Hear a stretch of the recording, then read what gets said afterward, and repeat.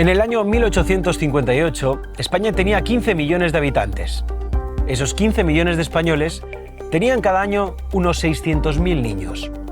Ahora mismo, en España vivimos unos 50 millones. Y entre esos 50 millones de españoles tenemos unos 300.000 niños al año. La mitad que a mitad del siglo XIX. Alejandro Macarrón, bienvenido a Lo que ahora importa. Pues muchas gracias por invitarme aquí. Eres ingeniero y eres coordinador del Observatorio Demográfico del CEU. Hay gente que habla de suicidio demográfico, otros que lo llaman invierno demográfico.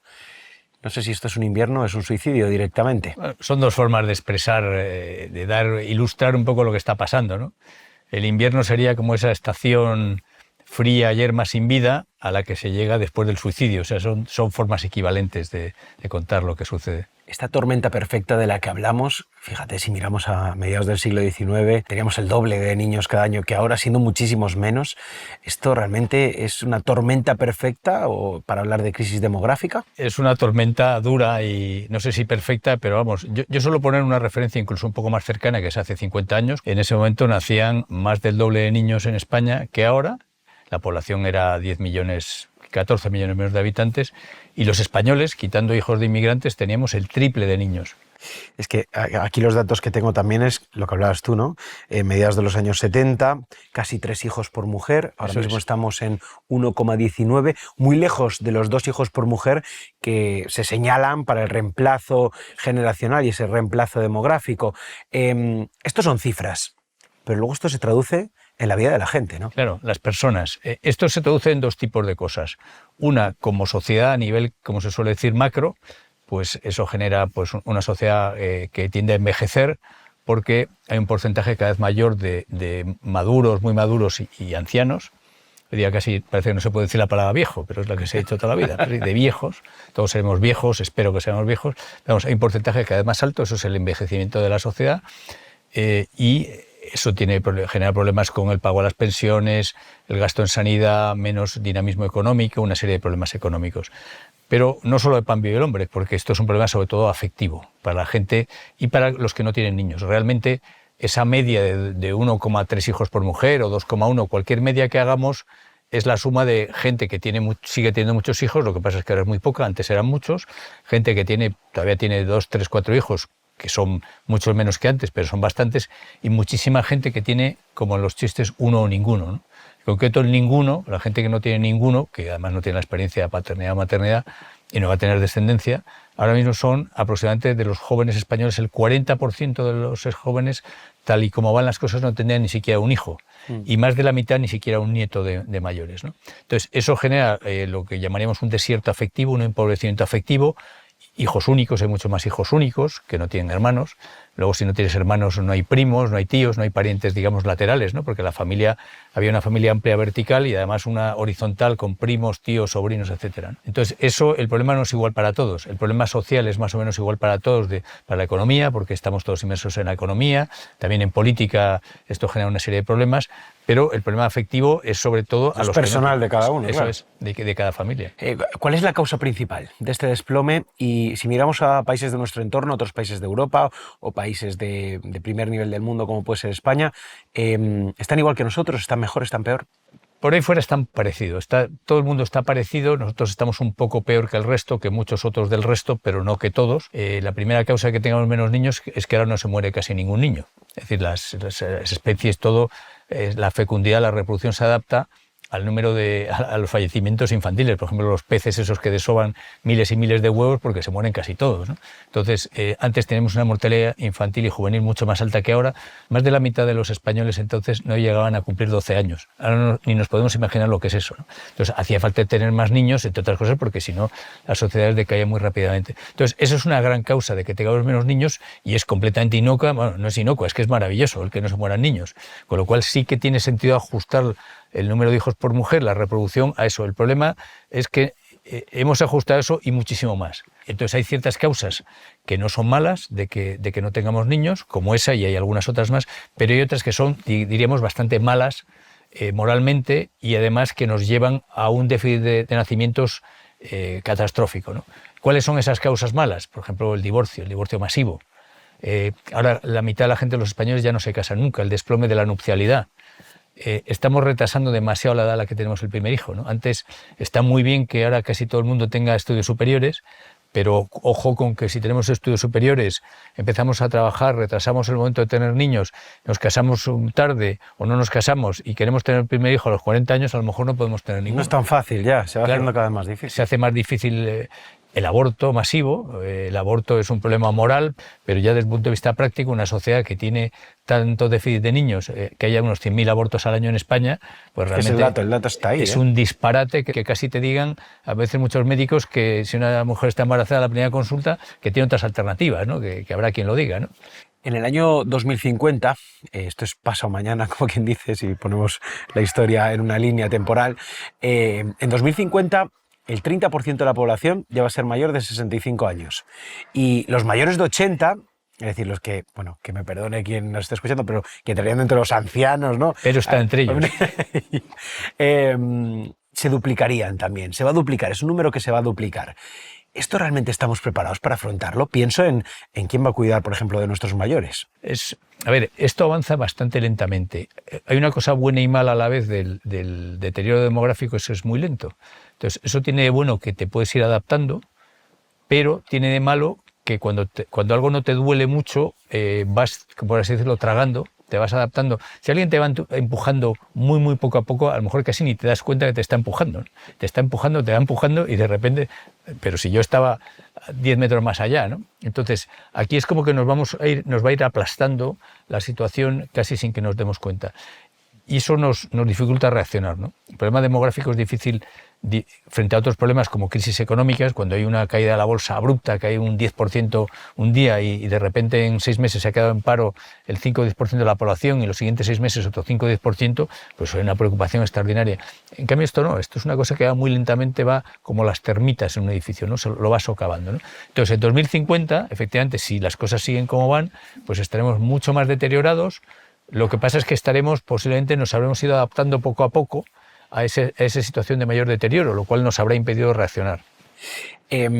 Hablábamos de datos, hablábamos de ese dato, ¿no?, del 2050, pero también luego están las historias y están la vida de la gente, ¿no? Eso es. Hablaba preparando esta entrevista con Macarena, que es directora de una residencia de mayores, y contaba que están desbordados, que cada vez las necesidades asistenciales son mayores, que las familias también están a tope porque tienen que dividirse entre cuidar a hijos que han tenido muy mayores y cuidar a sus mayores que ya también han ido cumpliendo años y necesitan ayuda. ¿Qué solución se puede dar a esto? A ver, dentro del cambio de valores, una de las cosas que también ha cambiado es que antes típicamente cuando enviudaban los padres de una persona, pues se acaban viviendo en casa de alguno de los hijos, ¿no? Claro. Ahora tampoco es así, ¿no? Además de que vivimos más tiempo y por tanto hay un porcentaje de esa gente que vive mucho más que acaba muy deteriorada, no se muere, pero acaba muy deteriorada. ¿Qué solución para esto? Pues que necesitamos, clásicamente, tener una pirámide de población más sana. Más sana quiere decir que haya un porcentaje mucho mayor de gente joven y de mediana edad, porque si no tenemos, pueden pasar dos cosas. O que la gente lo pase muy mal de viejos, porque no haya recursos ni ganas de atenderlos, eso es un extremo, y otro es que los mayores aplasten, que ya está un poco pasando fiscalmente, a los jóvenes. Porque claro, si los mayores son un porcentaje enorme del electorado, eso es otra de las consecuencias del invierno o suicidio demográfico. Los mayores pasan a ser un porcentaje enorme de los jubilados del electorado. ¿Cuál es el interés de los jubilados? Y los políticos que buscan el voto lo saben, ¿no? Entonces, claro, ¿qué problema tiene eso? Los jóvenes.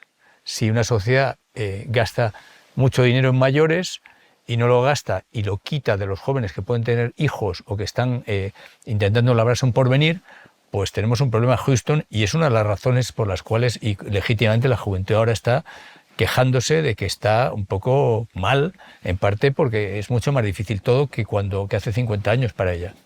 Hablábamos de la historia de Macarena, que es directora de una residencia de mayores. Es precisamente una de las personas que trabaja en los 867 centros que tiene la Iglesia en el territorio nacional para atender a más de 76.000 ancianos, enfermos crónicos, personas con discapacidad. En España la Iglesia está aportando su granito o su grano grande de arena, ¿no?, para solucionar el problema. Me alegro de que toques este ángulo y así abrimos un nuevo melón, ¿no? Cuando me decías cuáles son las causas de que estemos así, una de las grandísimas causas es, por desgracia, la pérdida de religiosidad de la sociedad española, ¿no? Los cristianos en su acervo y también los judíos y los musulmanes tienen la reproducción, la familia como uno de los grandes valores, o sea, en la jerarquía de valores pues está Dios y todo lo que fluye de ahí, pero luego creced y reproducíos, ¿no?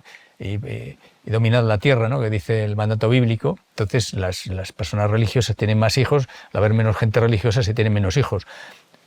También hablando de lo que decías de las residencias, hombre, si hubiese más religiosidad habría más altruismo a la hora de darse de esa forma que dan precisamente la Iglesia y la gente que está más involucrada, porque habría más cuidado, digamos, más voluntario, un cuidado que no sería oneroso, como es en las residencias con ánimo de lucro del Estado, que son, bueno, funcionan como empresas o negocios, ¿no? Y la Iglesia proporciona servicios de ese tipo, entre comillas, mucho más baratos a la sociedad, porque lo hace, digamos, por ganas, por filantropía, ¿no?, por bonomía, ¿no? Estamos hablando de invierno demográfico y es imprescindible hablar también de conciliación, porque hay mucha gente que quiere tener hijos, que quiere formar una familia, pero que se topa ahí con bastantes dificultades. En España, por ejemplo, se destina menos de la mitad de la media de la Unión Europea a protección en familia, menos de la mitad de lo que destinan otros países de nuestro entorno. A ver, hay una parte de ese menor destino es porque tenemos menos niños. El destino es un poco proporcional, pero vamos, en general, efectivamente, hay menos dinero público destinado a tener niños. Ahora bien, yo creo que lo peor que está haciendo el Estado es gastar demasiado. Cuando en España teníamos esos casi 3 hijos por mujer en 1975 y 1976, el Estado solamente gastaba 19 pesetas de cada 100 que se producían. Ahora tenemos euros, pero es lo mismo. Ahora está gastando 45. ¿De dónde sale todo ese dinero? Pues sale en parte de la gente que puede tener niños. Luego yo creo que habría que hacer claramente en la parte fiscal, la gente que tiene hijos tenía que pagar bastante menos impuestos en función del número de hijos. Cuantos más hijos, menos impuestos, claramente, ¿no? Ya que el Estado gasta mucho, pues tendría que tener una deflactación fuerte de los impuestos en los que se pueda, sobre todo el IRPF, también las cuotas de seguridad social son directas respecto a la persona, y luego hay impuestos indirectos a cosas que necesitan los padres, como los pañales, ¿no?, el famoso IVA de los pañales y cosas así, y luego también en pensiones, ¿no? La gente que ha tenido más hijos tendría que cobrar más pensión. Es muy sencillo de entender, si nadie tuviese hijos, dentro de X años no habría pensiones, porque no había nadie para pagar las pensiones. En cambio, la gente que ha tenido 4 hijos, pues no tiene ningún sentido, no es justo ni correcto que cobre la misma pensión que uno que no ha tenido hijos a igualdad de cotizaciones, por las razones que sea. El que no ha tenido hijos porque tuvo mala suerte en el amor, porque no quería, por lo que sea, ha podido ahorrar mucho más que quien tuvo 4 hijos. Si todo el mundo tiene 0 hijos, no habrá pensiones ni habrá nada dentro de poco. Si todo el mundo tuviese 4 hijos, no habría problema. Entonces el Estado tiene que repensar toda su estructura en función de que está aplastando a la sociedad en parte con ese exceso de gasto público, y luego tiene que discriminar en el sentido no malo de la palabra, sino en el sentido de diferenciar a las personas con hijos de las que no, a efectos fiscales. ¿La inmigración viene a ayudarnos? ¿Viene a aportar esos hijos que nos faltan? No podemos pensar en que vengan inmigrantes para que nos mejoren nuestra pirámide de población, porque primero no tienen más hijos que nosotros, solo los musulmanes. La diferencia de la tasa de fecundidad total de los inmigrantes con los españoles es pequeñísima y solamente se da a los musulmanes. Los hispanoamericanos tienen incluso menos que los españoles, un poquito menos. Y luego, en general, no tiene sentido que digamos, yo no tengo hijos, que vengan otros a solucionarme el problema. Eso moralmente no puede funcionar. No está bien. Las personas tenemos que hacer cada uno lo que tenemos que hacer, ¿no? Yo no ahorro, pero habrá otros que ahorrarán por mí. Pues oiga, no, usted como sociedad, usted pueblo español tiene que tener hijos, usted pueblo francés tiene que tener hijos. Si luego además en una sociedad abierta, en un mundo abierto como lo que estamos, viene gente de otros lados, que eso va a pasar, por supuesto. Pero como el planteamiento de partida sea, nosotros no tenemos hijos y no pasa nada porque ya vendrán inmigrantes a tener por nosotros, es un planteamiento que no va a funcionar y además es moralmente patético, porque en el fondo es decir, nosotros somos un país rico, ya eso de tener niños ya como que nos cansa mucho. Entonces va a haber unos pobres en otros países que los tengan por nosotros. ¿La crisis demográfica es también una crisis de valores? Es sobre todo una crisis de valores. O sea, las raíces de valores clarísimamente. A ver, mira, se ve muy fácilmente. Cuando yo estudié esas series de datos que hemos hablado, has empezado hablando de 1858 y ahora estamos aquí. Bueno, pues el punto más o menos intermedio es nuestra guerra civil. Con 23 millones menos de habitantes en España nacían muchos más niños que ahora. En la guerra civil, en lo peor de la guerra civil, que es el año 39, los niños que nacen en el año 39, salvo los prematuros, fueron todos concebidos en el último año de la guerra, que es cuando España estaba ya destrozada. Es un tema de valores, claramente. En los países más ricos no se tienen más niños. En este caso también nos hemos creído que lo bueno de la vida o que el éxito de la vida es desarrollarnos profesionalmente sin ver realmente el proyecto familiar como un proyecto vital que te lleva también a un éxito de otro tipo, pero un éxito con todas las letras. Me temo que sí. O sea, los seres humanos somos animales racionales, somos racionales y animales, somos espíritu y materia.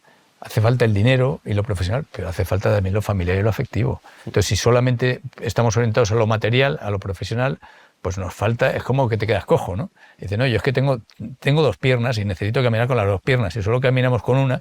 Y efectivamente, es una sociedad, por desgracia, demasiado materialista.